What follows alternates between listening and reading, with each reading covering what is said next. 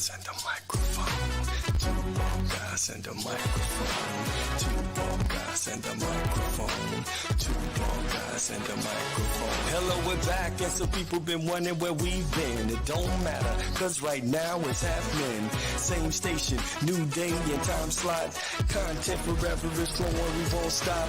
Providing remedies for chemical brain freeze. And teaching reboot, stressing you believe. We're two bald guys and a microphone. We're glad to be back, it feels good to be home. All guys and the microphone. Hey everybody, how Here we are are. you? Good morning. Look at that. We are.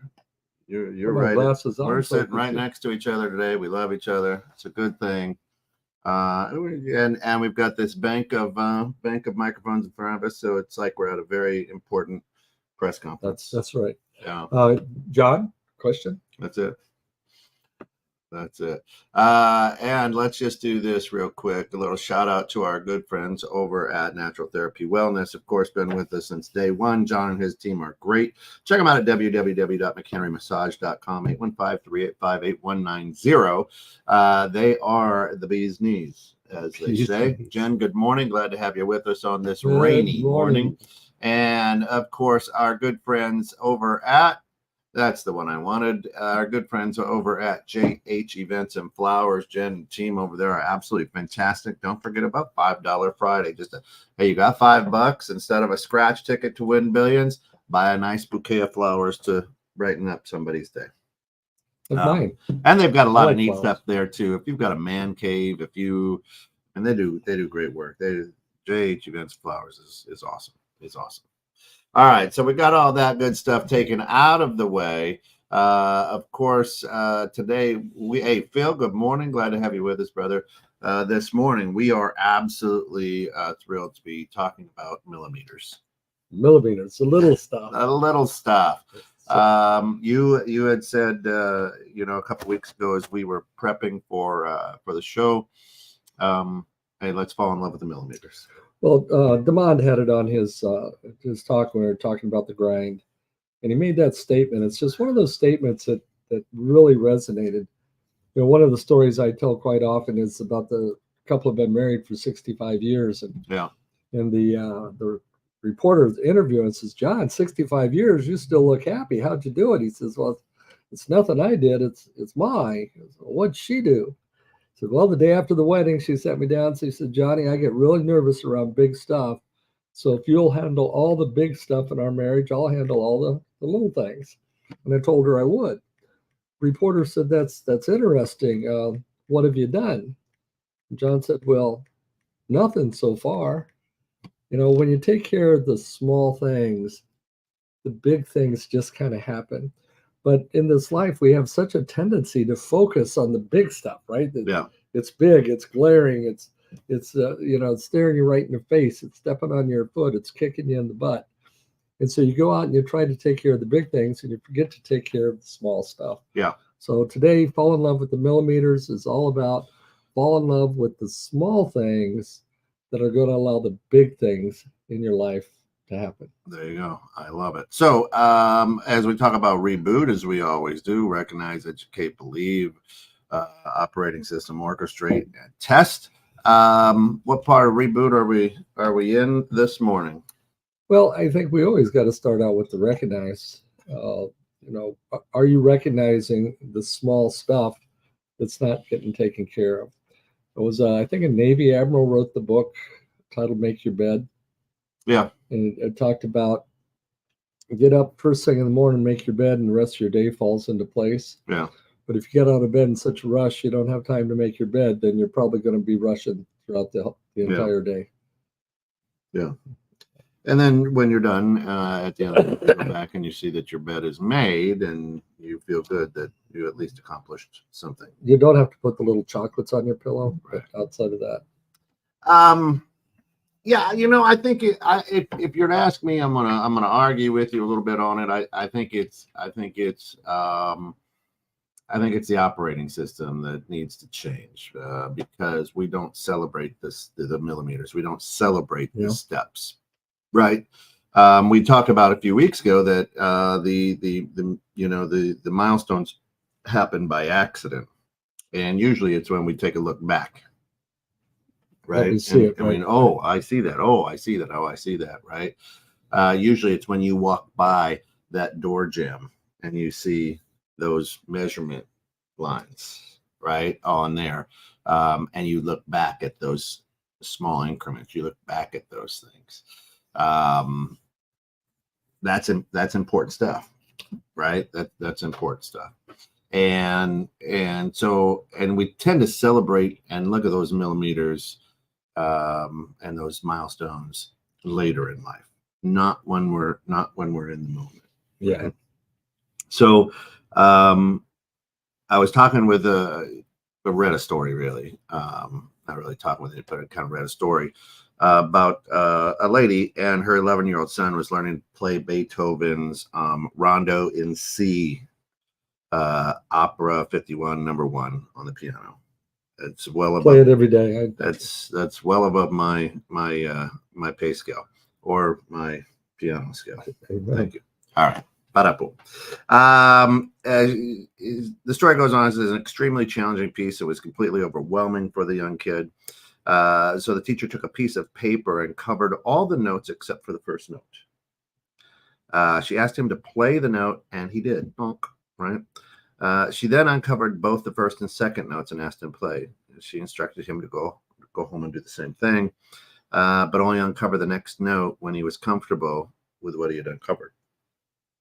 And he eventually successfully played the entire piece. Now, if he had focused on the entire piece at one time, or even just the difficult section of the song, he probably would have, most people would have given up. And however, focusing on just one note at a time made it doable and allowed him to accomplish what seemed impossible, one small step at a time. Amen. Right. But it's hard for us to get into our own brains to say, I have a deadline. Let's take business, for example. If you're a business owner, I need to make income, right? And I have to do it now. Okay. And I have to, if you have employees, you got to think about your employees' family, right? So you look at that whole sheet of music, which is daunting at that point. And now I can't sleep at night. Now I can't, now I'm up at, 3 a.m. How do I do this? I become very unhealthy with a lot of things because why? Because I'm looking at We're not breaking it down. So why is it that we do that? Why does our operating system say I've got to eat the whole elephant? I think going back to what we said earlier, it's just because it's right in our face. It's big. You see the whole elephant. You see the whole picture, and you don't realize that. Let's just take NIW Windows, where I'm managing the company right now. What pays the bills is our commercial routes. You get out on the commercial routes and you do that. Now, the residential houses, especially houses from Lake Geneva, Barrington, they bring in nice cash flow. Well, that cash flow distracts us from going out and building the $35 a week strip mall jobs, because we need to pay the bills. We need to do whatever. So we're going out and spending days getting one house job, when if we just got this $35 job once a week for 52 weeks, we're actually a lot better off. Yeah. So the small stuff actually pays the bills, and the focus, $35. What's $35 versus $3,500 for a one day job? Yeah. It's a big deal, but we don't focus enough on the small stuff. We go after the big things, and that, we get caught in that trap. Well, I mean, you never see just the tail of a fish mounted on somebody's wall, right? Very true. You don't. I mean, you do see just the Is that head. a dorsal fin? You do see just the head of a deer, but I mean, if we're talking fish, you know what I mean. You don't not normally see the entire deer mounted on the wall, right? But you know, The deer butt? yeah, I think and again, if I guess we just don't celebrate the minor victories because we're so focused on the overall elephant, Right. right? And the small things or the millimeters happen, but I think if we focus on the millimeters, then those become the big daunting tasks. Yes. Right. And you've seen it, and we'll talk sports for a minute. You've had over your coaching career several teams that had more talent in your last player on the bench than the other team, and they played down to their competition where they should have just rolled over, right? I mean, like pow, right? It should have been easy. I've had the same problem, and although extremely talented, they don't play to their ability because they're focused on what? Today is my day to score. Today is my day to shine. And so when you start looking at those little milestones, I think they become big and daunting at that point, right? But we don't celebrate or fall in love with, hey, that was a great pass. Hey, that was a great sales. You know, we do it with our children, coach, when they're babies. Oh my God, you farted. Yeah, you smiled, right? I mean, there was you celebrate all those. Yeah. And then as they grow, you start letting them know what irritates you. Will you stop farting? Right. And so the little things become big issues. But how do you fall in love with those little things? How do you change your mindset? How do we get from it just happens to, man, let's celebrate it? That's several years ago, back in the 80s, I was going to run a marathon. I had this goal of running a marathon. And I went out and I ran the marathon. Mm-hmm. But I didn't really take time to train properly for the marathon. I was in good shape. I was running maybe 20, 25 miles a week to go out and run 26.2 miles in one day. And I wound up with stress fractures in my feet. I didn't finish the marathon. And I knew that I had to, if I was going to accomplish this, I had to get better training runs in. And what I found was I really didn't like running real long distance. Yeah. But when I went out on a training run, if I just focused on the next telephone pole, if I just focused on the next mailbox, and look at that crooked pine tree up there, I'm going to just run to that crooked pine tree. And I began celebrating those little things. I'd actually, as I get closer to the pine tree, I'd pick up my pace a little bit. I'd be like, yeah, I just passed the pine tree, and then look for the next thing out there. Yeah. And I didn't really realize that until we started talking about this, that it was in celebrating those small successes along the way that I completed a marathon and ran it in Boston Marathon qualifying time, and made the decision I would never, ever in my entire life do that again. But it was the small steps and being able to focus on the next telephone pole and not where this is the overall goal. We do, I think in our business goals, I think in our life goals, we have a tendency to do that. We set these audacious goals, but then we don't break them down. And we've had a lot of talks on goal setting along the way. And we break it down, but do we celebrate those small successes? And I think that's what the point of this is today, is break it down. But when you accomplish each one of those small feats, celebrate it. The baby's first step you mentioned. It's great. I've often said we teach them to walk, then we tell them to sit down. We teach them to talk, and we tell them to shut up. Yeah. Right? Oh, he said a word. He said, Papa. Will you stop talking already? Right. I've had a busy day. Yeah. here's hey Drew, good morning, glad to have you with us.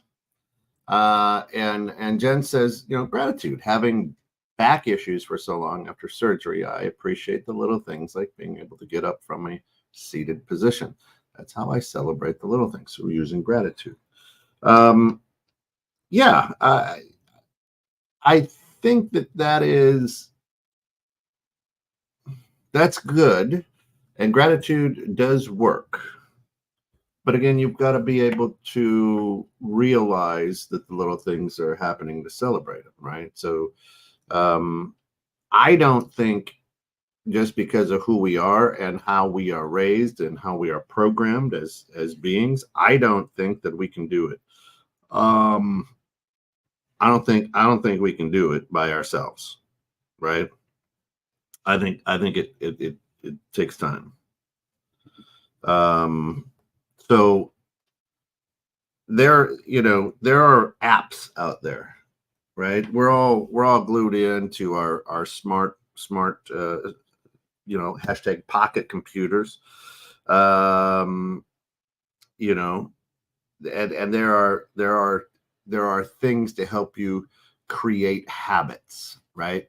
So our habits keep us alive. Our habits, there's no such thing as a bad habit, right? And here's what I mean. There are things that people have tabbed bad habits, but there are habits that your body does and needs to cope and whatever, right? People say, you have a bad habit of smoking. Well, maybe not if that helps you get through life. That's how your body helps you get through life. Then great, right? But everybody knows the health risks.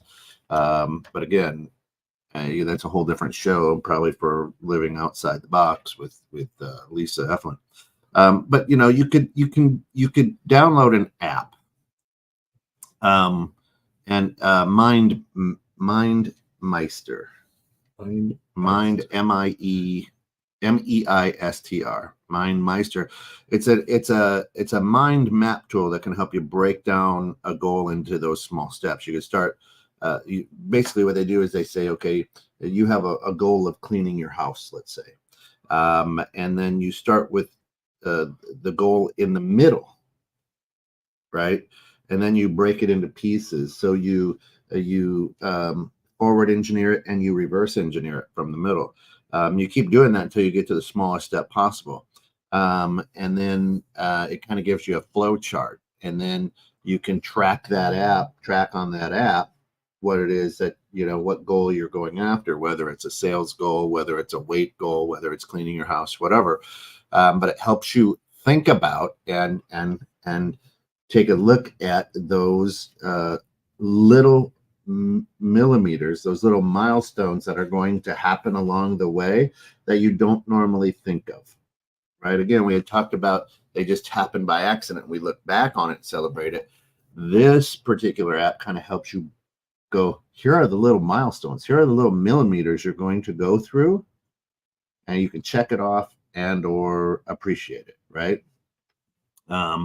Habit Bull is another one that's out there. It's a great app to track goals that are geared towards building positive habits or breaking negative habits. They say it's based on Seinfeld's productivity secret. Don't break the chain, right? It keeps track of how long you have kept up with your goal, and so it's a lot like smart watches or whatever tool you use to step tracks or whatever. I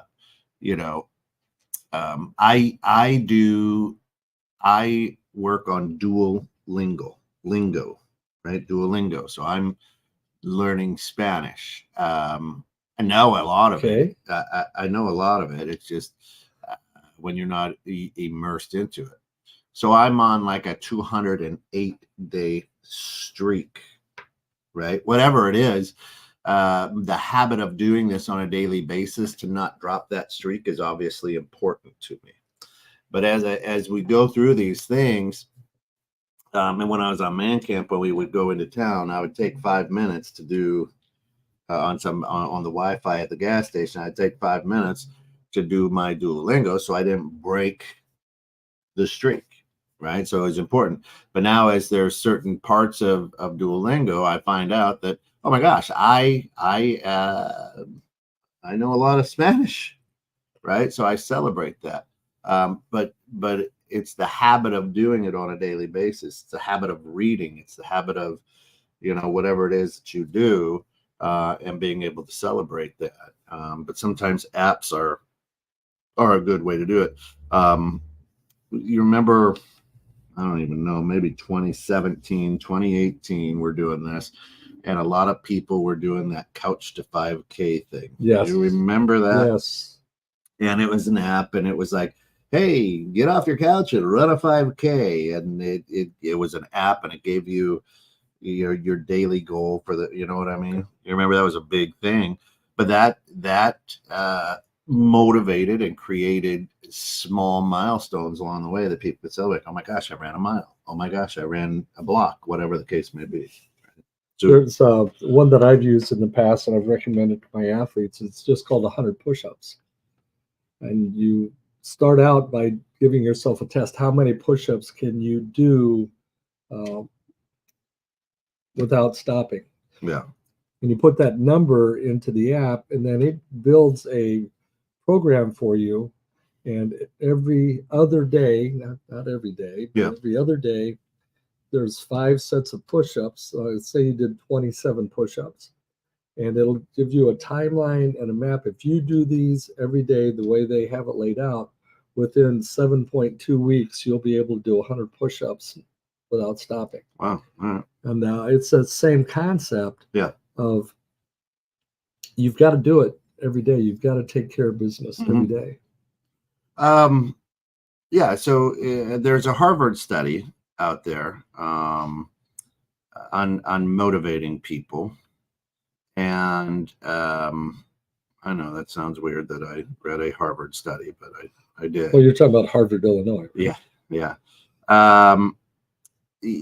And it talks about, to achieve big goals, start with small habits, right? So the idea is,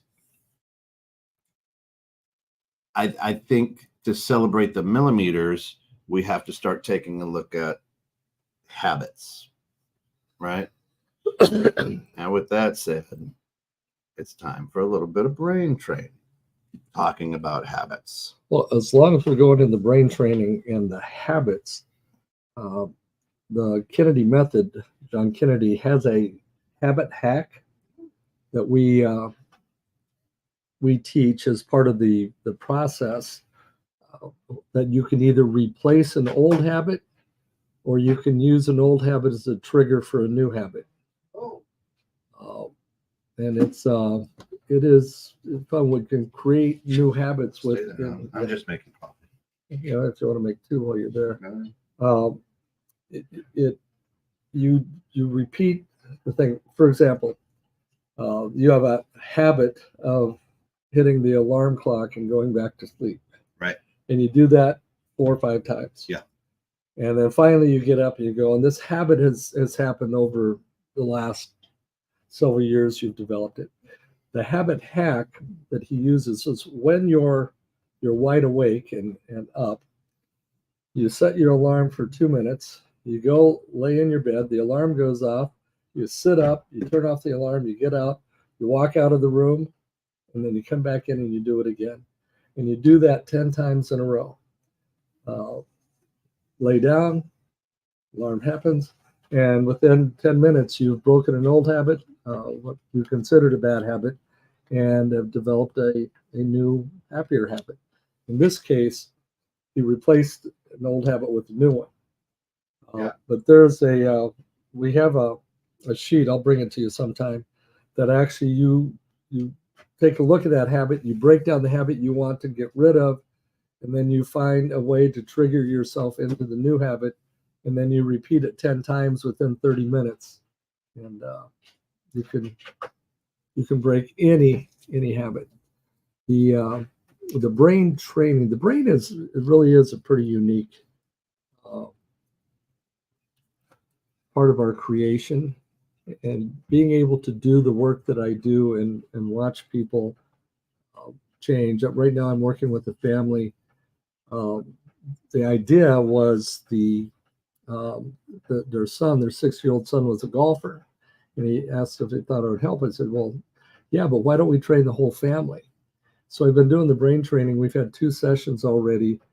They have 3 children. Yeah. 4 children. They got a bunch of kids sitting around the table. And we go over and we sit down, and the mom and dad are really doing well with it. But the young golfer, he's involved and watching things change. And I ask him every time we sit down, is there anything that has been a little bit better than it was before we started doing the training? And they stop and think, and the adults, the kids, it's not stuff that they really pay attention to, but then the parents will acknowledge the fact that their homework's getting done quicker, or this or that. When we can focus on improving our brain, the rest of our life follows suit. Doing the little training, how many state championships did you win in your backyard at your basketball court, right? The visualization, the little stuff, the practice. My grandson is built to be an 800 runner. I was an 800 runner in school. Thank you, sir. And I can just look at him and say, he should be running the 800. That's his race. Well, he didn't want to run the 800. He ran the 200 and 400. Yeah. And without practicing, they said, we're going to have you run an 800 in a junior varsity meet. So he went to the junior varsity meet, and he ran a 2:01 800, which is it's a really good time. 2:01 will put you in the top 5% of all high schoolers who run the 800 in the nation. So now all of a sudden he's like, well, maybe this is my race. He wound up qualifying for state, and at state ran a 158, and the school record is 156.8, I think. And now he's got this focus on setting the school record, where in the past he just went out. He didn't do the small stuff to get there. He just went out and lived on his athleticism. Mm-hmm. But that next second, from 158 to 157, the hours of work that you're going to need to put in, the small stuff, the 100 repeats, the 400 repeats that you're going to need to put in, and you got to fall in love with them. If you're going out and running is not fun, running is not work, you might accomplish something, but at the end of the day, once you're done, you're done. You're probably never going to run again. So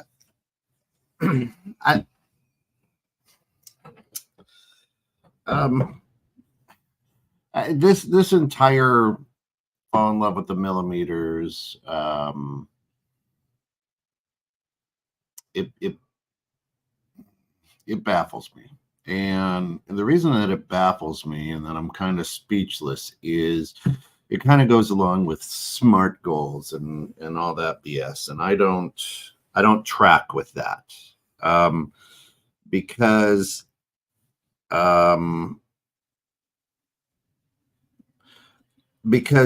if there's something in life that you really truly want, you find a way of getting it. You find a way of making it happen, right? I think that goals are SMART goals and those type of ideas are put out there by people who want to keep you under their thumb. Who you take a look at any successful person, and if they wanted something, they went out and got it. They worked hard. They found a way, right? And very few of them go, well, what I did is I set a SMART goal and I celebrated the millimeters, right? Very, very few of them say that. And they're like, listen, I had to take a look at the numbers. I took a look at the P&L. I did this. I wanted to climb Mount Everest, so I had to learn breathing. I had to learn, ice climbing. I went for it. And then, through the process, they don't stop and go, Oh, look, a millimeter, right? On my health journey and my journey to, I set a goal to lose 53 pounds. I did not achieve that goal, quote unquote, right? I lost 33 pounds. That's an epic failure. That's an epic failure. However, I can take a look at it because it was something that I really wanted, and I changed my lifestyle. I changed habits, and I created new habits. And I said, okay, and the habits that I created have maintained me at that 33-pound loss. Understand what I'm saying? I do. The habits that I have created are keeping me at that 33-pound. I haven't gained it back. I haven't lost the extra 20 pounds that I had originally, because I'm like, everybody's like, hey, you look good, man. Oh, wow, you lost some weight. Hey, great. And my body feels good. There's parts of my body, I'm like, ooh, my knees don't hurt. My ankles don't hurt. My back doesn't hurt, whatever. And so I look at those millimeters, or I look at those things, and I say that. However, let's be honest, I set a goal to lose 53 pounds, and in 53 weeks, didn't happen. Lost 33, and about 53, 54, 55 weeks. So in about 55 weeks. But the habits that I created now have kept me at that 33-pound loss, right? So if I really want to drop that extra 20 pounds, I'll find a way to do it, right? Yep. I will find a way to do it. And it's been on my mind. I've been thinking about it, but have I celebrated the millimeters? Yes. Did I do a SMART goal and try to plan? No, I didn't, right? Because I really struggled with it up until about the 8-month mark. And then I'm like, oh shit, I said I was going to do this. And that's when I really put things into play. I did lose some weight, but then I really changed habits, lifestyle, things of that nature. But I have a hard time falling in love with the millimeters. I can celebrate the millimeters as I look back, but I don't necessarily fall in love with the millimeters. And I'm not a big proponent of SMART goals. You know me, and we've shared it on here. I write goals down every year, right? Mm-hmm. We've gone through them, and a lot of the goals that I write down, I work towards and come. They happen. But I don't know if they're goals more than once for that year, right? And it's one and the same thing. Well, I keep going back to the year you wrote camper on your goals, and you got a camper. Free beat up pop-up. It was the biggest POS camper. Yep. But you got a camper. I had a so camper. You're able to check off the goal. Yeah. And how many of us settle for things like that? I mean, a camper, when you first wrote it down, was a big RV, all efficient and going, but eventually, just to accomplish the goal, you took a free camper. And I think a lot of times we sell ourselves short on that type as well. Our goals aren't maybe as clearly defined. It doesn't have to be a SMART goal if that's not your thing. A lot of these acronyms and these things are put out so the general population can actually connect with them. Mm-hmm. But the people, the real thinkers, the real entrepreneurs, you made a statement a little while ago, they figure it out. If you truly want something and you've internalized that this is the thing, or this is the license or diploma you want to accomplish, you're going to figure it out. I was the first one to graduate from college in my family. Family of farmers from western Nebraska. You got out of high school and you went to the farm.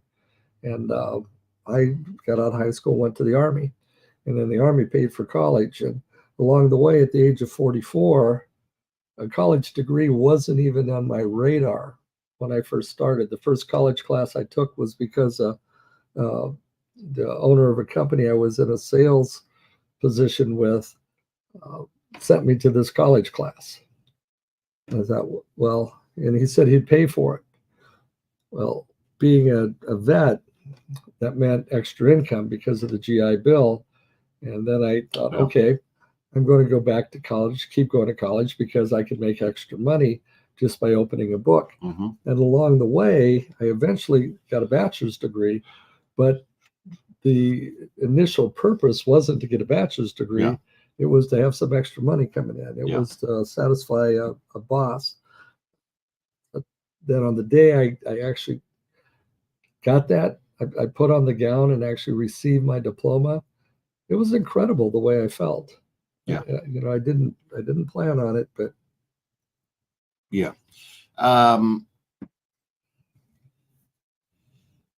I think the biggest thing for fall in love with millimeters, and well, it'll be interesting to hear what Damon says about it, right? Is coming up in about 20 minutes. yeah, we could maybe bring him on early. So he's been challenging us lately. Yeah. But the biggest thing that's helped me in my lifestyle change is to be able to look back at these milestones, these millimeters, and go, wow, is somebody holding me accountable? Okay. Somebody on the journey with me. For many years, 50 some odd years, I understood a coach on the sports field, right? And then there's a bunch of weirdos out there who, well, I'm a this coach or that coach or I'm a, I lost a lot of weight, so all of a sudden I become a health coach. I don't know anything about health, but I'm like, hey, do what I did, right? And it's wonderful. And so I didn't put a lot of stock into a coach, right? I understood a mentor is different than a coach. Whether it's a life coach or a business coach or whatever the case may be, but there's got to be somebody there to hold you accountable. And a coach is a good person to do that. It's just so worked out that Alice and I have held each other accountable. That's, and that can be a stick of dynamite as well, right? You know that from many years of wedded blisses. So do I, but truthfully, it's worked out for both of us, right? And we've changed our lifestyle. Now, when you have somebody to hold you accountable, and I'm not saying a boss, I'm not saying, somebody that you work with, I'm not saying a spouse necessarily either, but if you've got a good relationship, it's wonderful. But I think in order to really celebrate those, millimeters, you need to have a coach that holds you accountable, and you have to be receptive to the accountability piece, right? Because if you're my coach, my life coach, my business coach, or whatever, and you say, this is why you're failing, I look at you and go, well, this is why you're failing, right? Because I'm not going to take that accountability and that constructive criticism in the right fashion. So you have to be open-minded enough to work with somebody that's going to hold you accountable. And when they hold you accountable, now it's, oh, shoot, right? It's got to be that moment where you say, man, the person that's holding me accountable, I don't want to let down either. Yeah. Right? Because a good coach, a good business coach, life coach, whatever the case may be, are truly invested in you as well, care about you, want you to win, want you to, they really want to see results. Right. But if you can't be held accountable, then you're not going to hold yourself accountable. Well, self-leadership, and we've touched on this, and we don't hold ourselves accountable. We might have a checklist that holds us accountable. We might have somebody else, but when it comes down to just us, there was a study done. I don't know if it was a Harvard study or or where it was done, but it was done on the military people. Yeah. And the guy's on an outpost, and he's told that, you know, he hasn't slept in a couple of days, and, Yep. and he's told, you need to stay awake or you could be killed. And 70% of them fell asleep. When those same people, same situation, were told, you need to stay awake or your team could be could be killed, 98% of them stayed awake. When they had the focus taken off themselves and put out here, they were able to accomplish things they didn't know they were capable of accomplishing. Yeah. But when it was just about themselves, their limits were much lower. And I think in life it's the same way, or coaching or whatever. When we have someone else that we are working with, an accountability partner, a coach, a mentor, whoever, and we want to satisfy them. I had a standard with my young soccer players when I was coaching the U12, U13 level. When they accomplished something on the field that we'd been working on in practice for a while, they'd have to run over and give me a pat on the back and say, good coach, good coach. And it was just a way of connecting with them that was, you know, we did that. Yeah. You know, I provided the lessons, you provided the skill, but eventually that performer, and one of them, a kid named Andrew, I'll never forget when he came over, didn't have to encourage him or anything. He just came running over after he scored his first goal, patted me on the back, and he said, good coach. And then they'd turn around, I'd pat them on the back, and I'd say, you know, good Andrew. And it was a real connection, because we're social beings. We need each other. Yeah. And yeah. Listen, we're gonna jump him in a little bit early here, Damon K. Ross, and Believe, because I really want to see what he has to say. Yeah. And let's see what he has to say. What's going on, folks? This is Damon K. Ross with the Believe segment of Two Bald Guys and a Microphone. Today's topic is milestones happen by accident. Oh man, this is the wrong one. I remember last week when Ken said that was going to be the. Well, it's good if I have the right one queued up. So let me go ahead and talk amongst yourself. Go ahead. So let me get it queued up, and we'll be good. I could while away the hours. Yeah. We as we go along in life, you know, and you mentioned it earlier, many years of wedded bliss. We're coming up on our very quickly on our 50th wedding anniversary. Yeah. It's less than a year and a half away now. And we've been trying to figure out what we want to do to celebrate that time. And it's been a interesting process. Many years ago, for our 30th wedding anniversary, we came to agreement that we wanted to go on a cruise to celebrate that anniversary. Mm-hmm. The problem was our definition of a cruise. For me, it was a canoe on a river, and for my wife, it's this great big boat with things. So we had to do some negotiating to get that. I love it. Down to the right space. And the same thing is going on right now as we prepare for our 50th wedding anniversary. But you look at the milestone. If we just said, "Hey, you know, we're going to stay married for 50 years or more," what a daunting task, especially when you looked at the people who were celebrating their 50th anniversary and how old they were. And now as we're closing in on it, it's all the little things that we got through along the way that, whether we celebrate them or not, that brought us to where we are. Yeah. Let's see. Let's see if we can roll this one.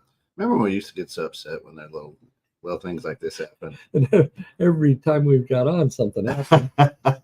There we go. Let's see. Folks, this is Damon K. Ross with the Believe segment of Two Bald Guys and a Microphone. This week we are talking about falling in love with the millimeters.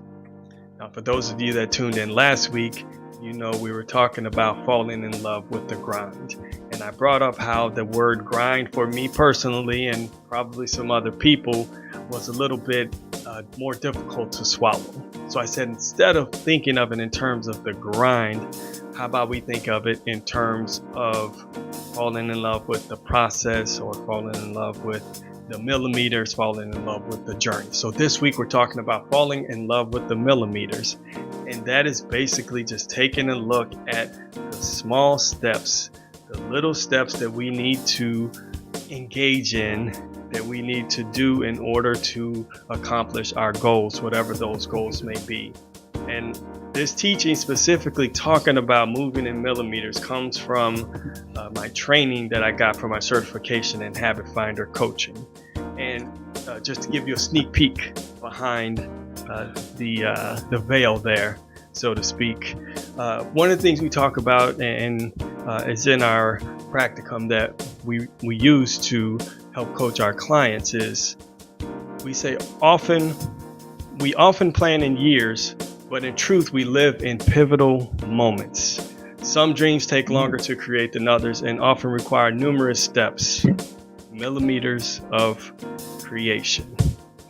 Now, it's very interesting as, I think about talking about the millimeters and how we move within that. And then within that statement, talked about how there are pivotal moments. And a few weeks ago, we talked about how milestones happen by accident. So pivotal moments, milestones, kind of in the same ballpark there. But we want to be driven by passion every day. The dream above our head can provide a significant portion of that passion. The balance comes from a clear vision of why we are doing a specific task today. So as we think about the millimeters and how we start to fall in love with the millimeters or find passion in the millimeters, we want to understand why we're doing what we are doing.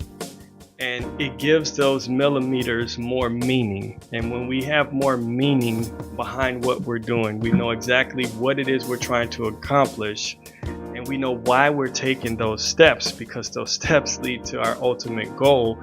Then that gives us the fuel that we need in order to start falling in love with the millimeters.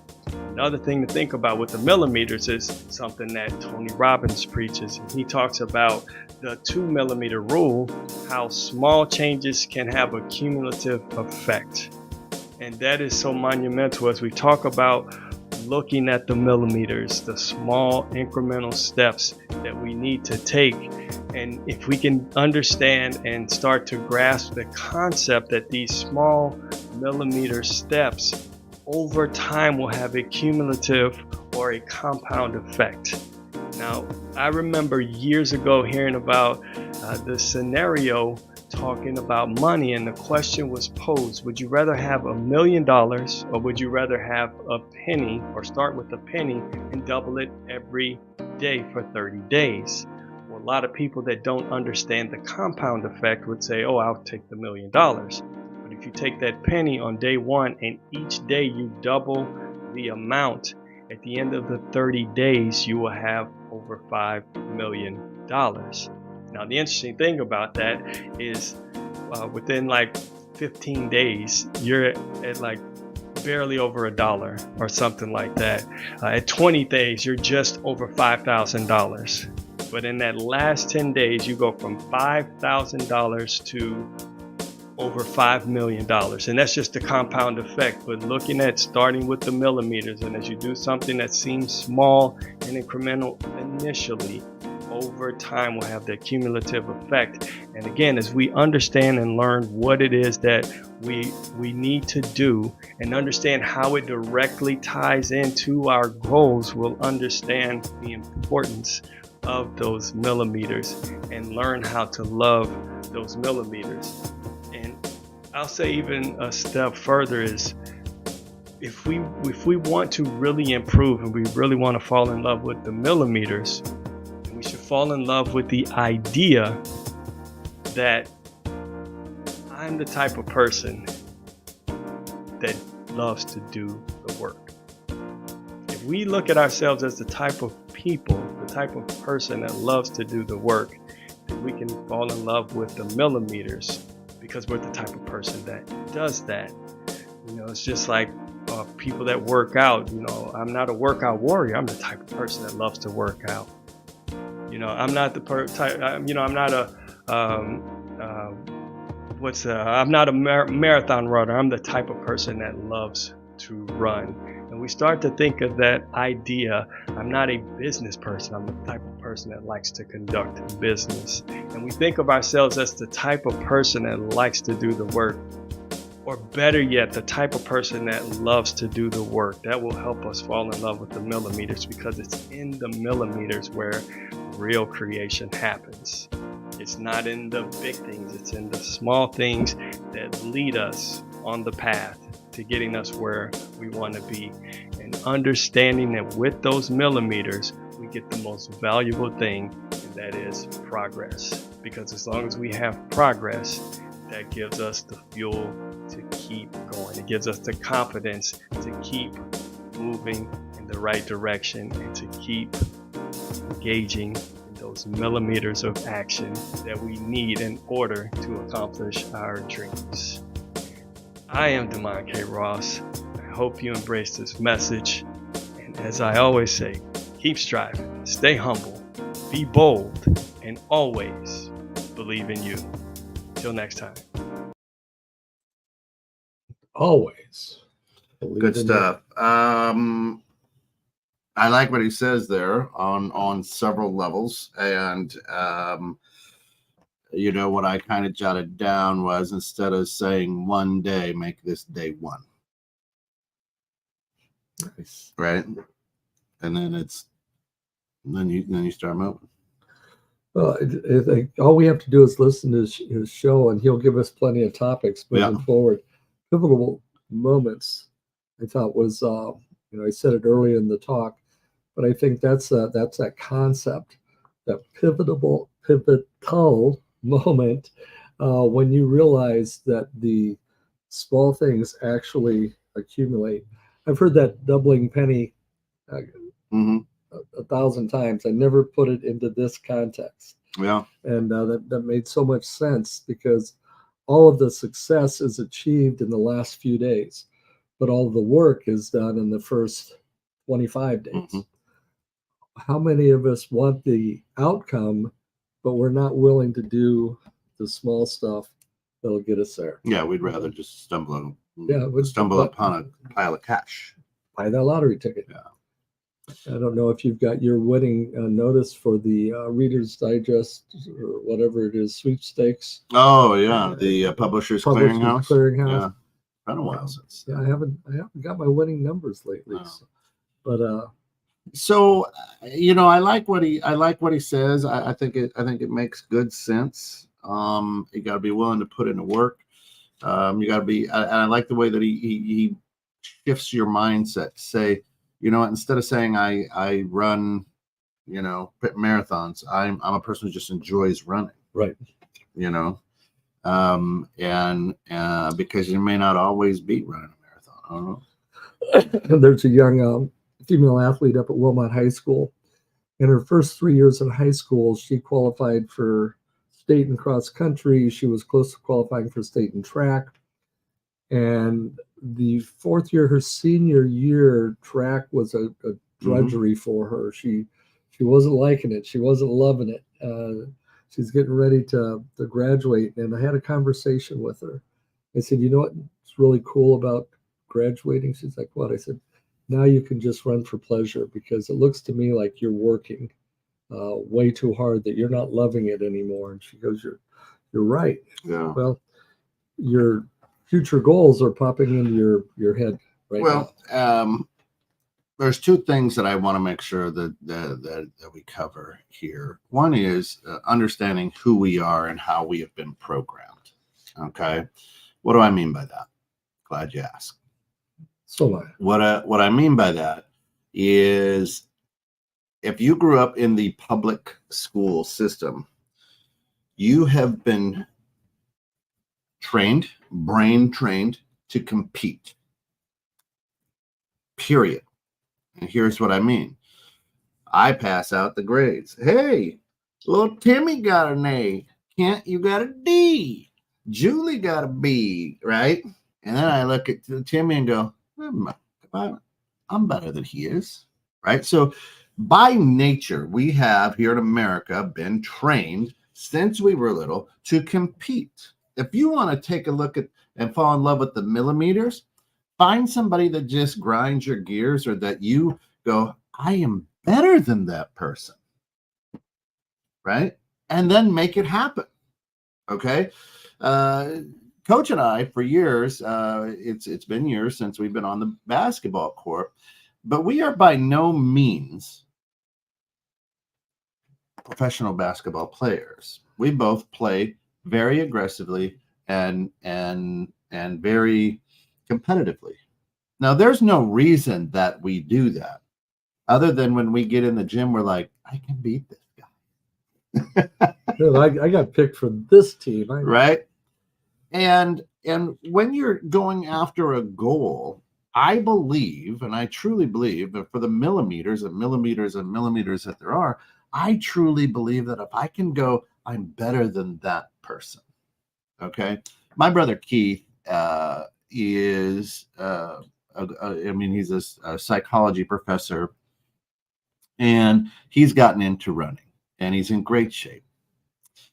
And he and I were talking years and years ago, this many years ago. He says, and I'm like, man, my body hurts when I run. He goes, I want you to understand something. You were an athlete when you were younger. I was in a band.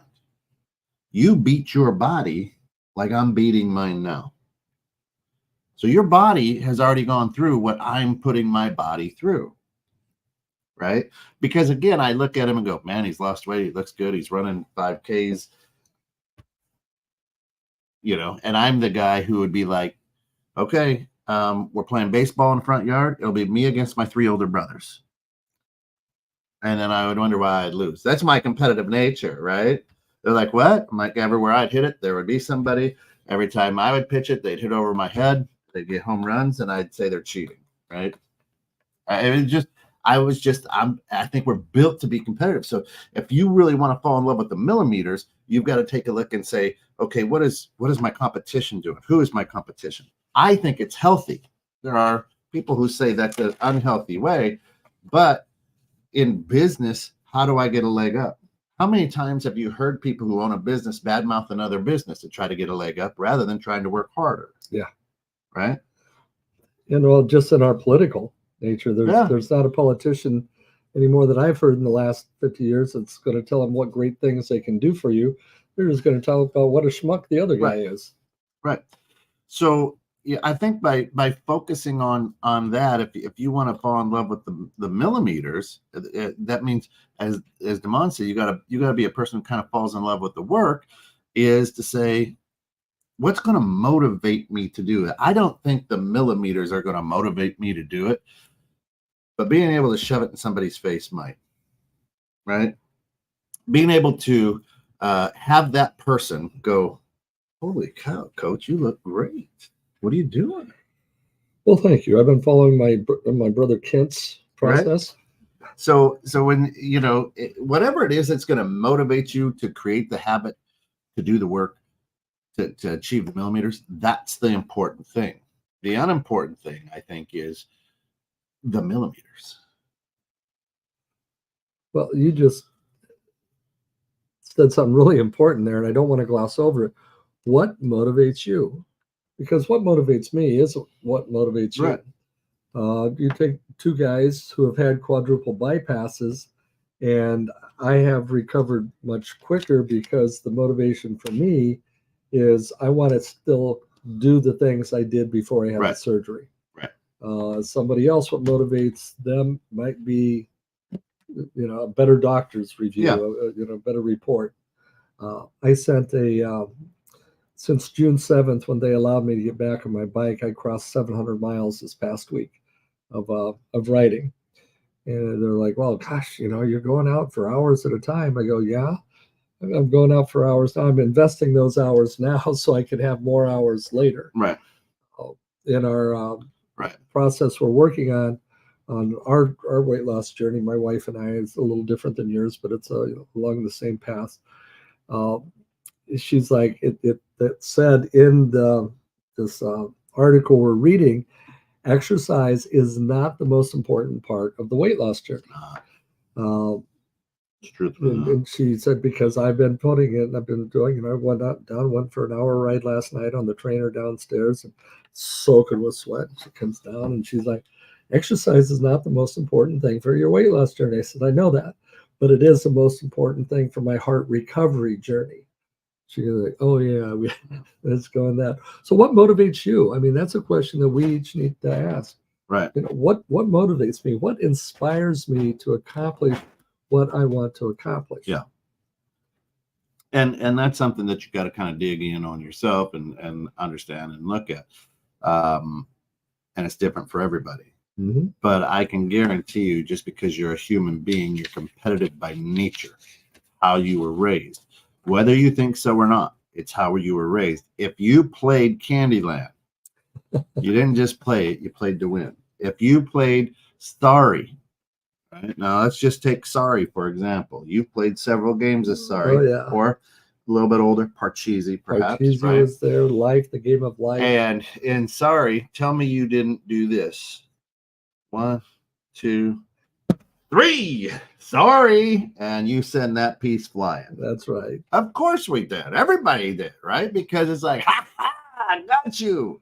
Right. And then as a parent, you're like, you don't have to do that. Hey, buddy, just but I look back and go, I do the same thing. Yeah. Right.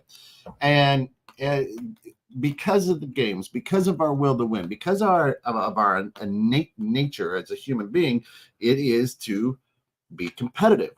So with these millimeters, it's easy at halftime to go, man, coach, this play, that dude, this, that. Halfway through the year, man, and I think that's a big part is people don't stop halfway through a goal, halfway through a year. That's why I like that MindMeister, because it kind of talks about, start in the middle and then reverse engineer and forward engineer.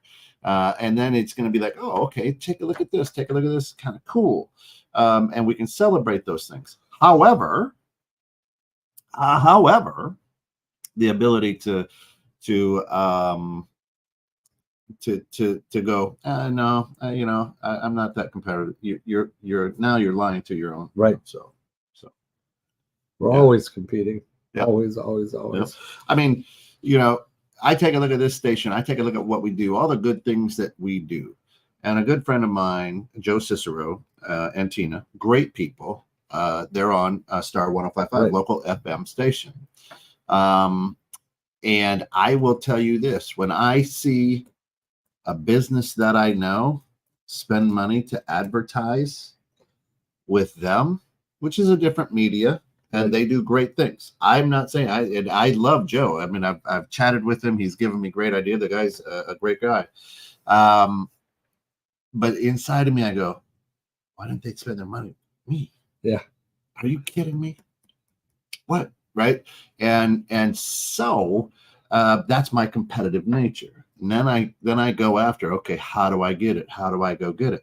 I'm a competitive person. And for me to say that I'm not competitive or try to not make the team here at DDOE not competitive, I think we're lying to ourselves. And so to celebrate those millimeters, to fall in love with those millimeters, I think you have to compete, and you have to compete against your goal, and you have to compete against yourself, and you have to compete against I have tried to talk with a lot of people about golf.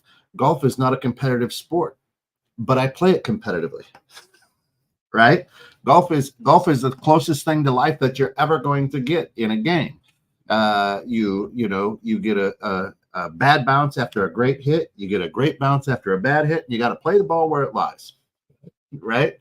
And that's life. But when I go out with a foursome, in my mind, I'm like, just focus on your next shot. Just focus on your next shot. But guess who's adding up the numbers as soon as we're on hole 9 or 18? Yeah. Gotcha. We're not going to keep score today. Right. I shot a 73.